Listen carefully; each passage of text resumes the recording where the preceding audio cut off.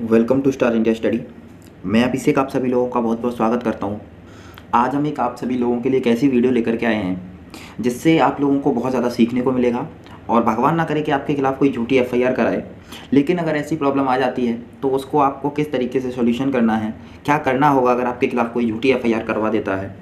तो इस वीडियो को पूरा देखिएगा। आधा अधूरा ज्ञान बहुत खतरनाक होता है। तो आप सभी लोगों के लिए एक छोटी सी शायरी बोलना चाहूँगा। शायरी है कि मंजिल मिले या ना मिले ये मुकद्दर की बात है, मंजिल मिले या ना मिले ये मुकद्दर की बात है, हम कोशिश ही ना करें ये गलत बात है। तो कोशिश करते रहना है। आगे चलते हैं वीडियो में। फेक एफआईआर से कैसे बचना है, आगे चलते हैं।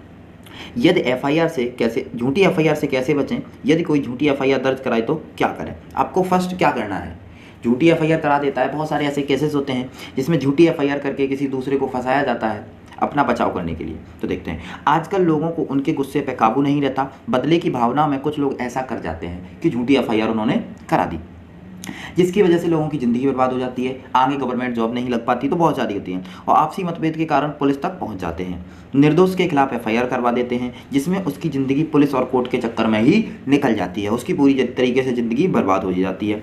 और जो झूठी एफआईआर से मुश्किलें पैदा होती हैं उसके खिलाफ आप कार्रवाई भी कर सकते हैं। क्या कार्रवाई है, किस तरीके से है। इस कार्रवाई में सबसे पहला सामने जो है वो संविधान को समझना है। संविधान में ऐसे चीज़ें बताई गई हैं कि झूठी एफआईआर से आप किस तरीके से बच सकते हैं। और कानून के बारे में अगर आपको कुछ जानकारी नहीं है तो ऐसे फेक एफआईआर के शिकार हैं तो उसमें एक धारा होती है सीआरपीसी में, सीआरपीसी की धारा होती है, तो उन्हें धारा 482 सीआरपीसी के तहत उन मुश्किलों का सामना नहीं करना पड़ता। किस तरीके से, आइएगा देखिएगा।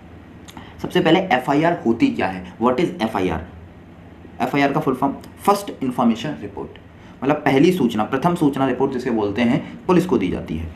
इसके बता दें प्राथमिक के जो नाम से जानते हैं, प्राथमिकी के भी नाम से जानते हैं, इसे प्राथमिकी बोलते हैं, ठीक है। एफआईआर को आमतौर पर भाषा में प्रयोग FIR first information report form use करते हैं। जैसा कि नाम से यह प्रतीत होता है, एफआईआर किसी चीज़ के बारे में प्राथमिकी है। और ये भी जानते हैं कि एफआईआर पुलिस स्टेशन में जाकर दर्ज करवाई जाती है, ठीक है। और बहुत सारी चीज़ें होती हैं जिसमें अपराधों से जुड़े मामलों पर कार्रवाई की जाती है। और स्पष्ट तौर पर इसमें अपराध के मामले में जब किसी पुलिस स्टेशन में जाकर किसी ज्ञात अपराधी या अज्ञात अपराधी के बारे में शिकायत दर्ज करवाते हैं तो उसे एफआईआर कहा जाता है। एफआईआर हमेशा पुलिस स्टेशन में होती है। आगे चलते हैं।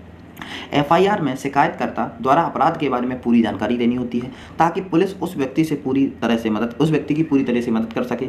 सारी चीज़ें इसमें लिख दी जाती हैं और इसमें शारीरिक दंड या फिर जेल या फिर जुर्माना, जो भी गंभीर अपराधों के लिए फांसी तक की सज़ा दी जाती है और उचित दंड दिया जाता है। अगर झूठी एफआईआर कर दी जाए तो फिर आपको सज़ा मिलना तो गलत है, आपने वो क्राइम ही नहीं किया है, आपको फिर सज़ा क्यों मिलेगी। तो देखते हैं फेक एफआईआर से कैसे बचें। लेकिन कभी कभी कुछ चालाक नागरिक अपनी किसी व्यक्तित्व लाभ के कारण किसी दूसरे व्यक्ति के खिलाफ झूठी एफआईआर करवा देते हैं और बेगुनाह नागरिकों को परेशानी में डाल देते हैं। लेकिन संविधान में इसके लिए भी व्यवस्था की गई है। यदि कोई झूठी एफआईआर किसी नागरिक के खिलाफ दर्ज करवा देता है तो वह नागरिक सरकार द्वारा दिए गए अपने अधिकार का प्रयोग करके उस व्यक्ति के खिलाफ कानूनी कार्रवाई कर सकता है जिसने झूठी एफआईआर कराई है। सीधा सीधा मानहानि का केस हो जाएगा, 420 का केस हो जाएगा। आप उस तरीके से कर सकते हैं। अगर आप अपने हिसाब से कर लेते हो कर सकते हैं, वरना आपको एक वकील कर सकते हैं। देखिए किस तरीके से झूठी एफआईआर धारा में 482 सीआरपीसी आपकी मदद कैसे कर सकता है, ये आपको ध्यान रखना है। अगर आपके खिलाफ झूठी एफआईआर हो गई है तो आपको धारा 482 सीआरपीसी पढ़ना है। उसमें है क्या, यह एक ऐसी धारा है जो आपको फेक एफआईआर से बाहर निकाल सकती है और साथ ही शिकायतकर्ता को मुश्किल में डाल सकती है।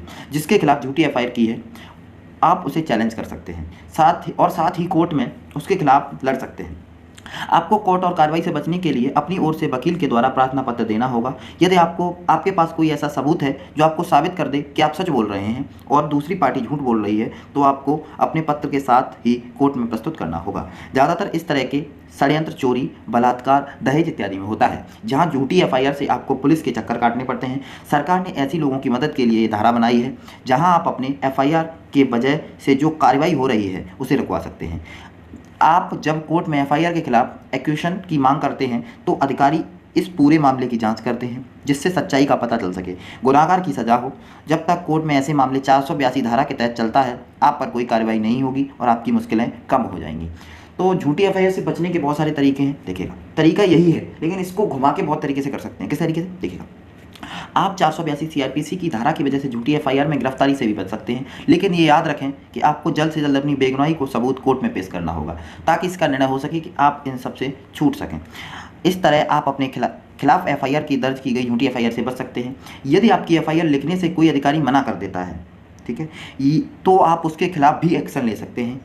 अगर आपके झूठे षड्यंत्र में फंसाया जा रहा है, आपको अगर झूठे षड्यंत्र में फंसाया जा रहा है और आपको अपनी बेगुनाही को साबित करना है, तो आप हाईकोर्ट में अपील कर सकते हैं, अपने आप को एक मौका दे सकते हैं। आप होने पर जो हो रही सारी कार्रवाई रुकवा सकते हैं, जो कार्रवाई आपके खिलाफ हो रही है आप उसको भी रुकवा सकते हैं और खुद को पुलिस के इस सब से छुटकारा दिला सकते हैं। आपके खिलाफ यदि वारंट भी जारी हो गया होगा तो धारा 482 जो है आपके तहत भी रुकवा सकते हैं। 400 जो वारंट है वो धारा 482 जो अपनी सीआरपीसी में है उससे आपका वारंट भी रुक सकता है, ठीक है। जब तक कोर्ट कुछ निर्णय पे ना आए आपको कोई भी परेशान नहीं कर सकता, क्योंकि कोर्ट पर आप चले गए तो कोर्ट का निर्णय ही सर्वमान्य होगा, ठीक है। आप खिलाफ कैसे लड़ सकते हैं? पुलिस के मामले से निकलना काम आसान नहीं होता। यदि आप निर्दोष हों तो बहुत सी परेशानियों का सामना करना पड़ सकता है। इसलिए यदि आपके खिलाफ कोई भी झूठी एफआईआर कराई है तो आप नीचे दिए गए विकल्प पर कार्य कर सकते हैं। क्या क्या कार्य करने हैं देखिएगा। जब आपके खिलाफ कोई झूठी एफआईआर दर्ज करवाता है तो आप भी उसके खिलाफ काउंटर शिकायत कर सकते हैं और इसके लिए किसी सबूत का होना ज़रूरी नहीं है। किसी पुलिस अधिकारी आपकी शिकायत की भी जाँच करेंगे और सत्य क्या है उसका पता लगा कि आगे की कार्रवाई उसके अनुसार होगी। आप चाहें तो ऐसी झूठी एफआईआर के खिलाफ प्राइवेट शिकायत भी कर सकते हैं। इसके लिए सरकार की सीआरपीसी की धारा 190 ए भी है, ठीक है, 190 ए भी है। कुछ मामलों में ये शिकायत कोर्ट तक भी पहुंच जाती है, जहां आप कोर्ट में नोटिस ऑफ एक्यूजेशन की मांग करके शिकायतकर्ता को मुश्किल में डाल सकते हैं। इस नोटिस के तहत सामने वाली पार्टी को कुछ निश्चित समय के भीतर ही सबूत पेश करने होते हैं और आप उसका परीक्षण कर सकते हैं। बचने के तरीके यही है कि भाई किस तरीके से इस वीडियो में आपको सब कुछ बता दिया गया है। और सबसे मेन चीज़ आपको बता देता हूँ, अगर आपके खिलाफ कोई एक एफआईआर हो जाती है तो आपको पुलिस की नज़रों, पुलिस के हाथों में नहीं आना है। आपको नॉर्मली किसी भी सेशन कोर्ट में हाजिर होकर, मतलब या फिर एसडीएम वगैरह के सामने, डिस्ट्रिक्ट मजिस्ट्रेट के सामने आप हाजिर हो जाएंगे और वहाँ से आप एक लेटर लगवा सकते हैं जो 482 सीआरपीसी का है। वहाँ से लेटर लेके आइए। अगर आपको पुलिस पकड़ने आती है तो आप वो दिखा दीजिए, अभी इस पर कार्रवाई होनी है, अभी इस पर कोर्ट निर्णय लेगा, आप निर्णय नहीं ले सकते।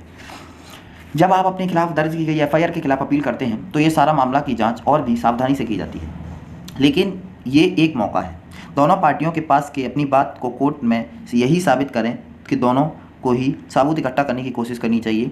यदि आप अपने लिए वकील की नियुक्ति करते हैं तो उनकी मदद से भी आप अपने लिए सबूत इकट्ठे करके एफआईआर को फेक साबित कर सकते हैं। तो मतलब सबूतों से ही आप उस एफआईआर को गलत साबित कर सकते हैं, है ना। अगर आपके पास कोई सबूत नहीं है, ठोस सबूत नहीं है, तो आप उस एफआईआर को गलत साबित नहीं करेंगे, ठीक है। जैसे आप कहीं जॉब वगैरह करते हैं तो जॉब का आप सीसीटीवी निकलवा लीजिए, जॉब कितने टाइम तक आपकी ऑन ऑफ होती है उस हिसाब से आप निकलवा सकते हैं, लिखवा लीजिए कोर्ट में, सबूत आप अपने इकट्ठे कर दीजिए, झूठी एफआईआर से आप बच जाएंगे।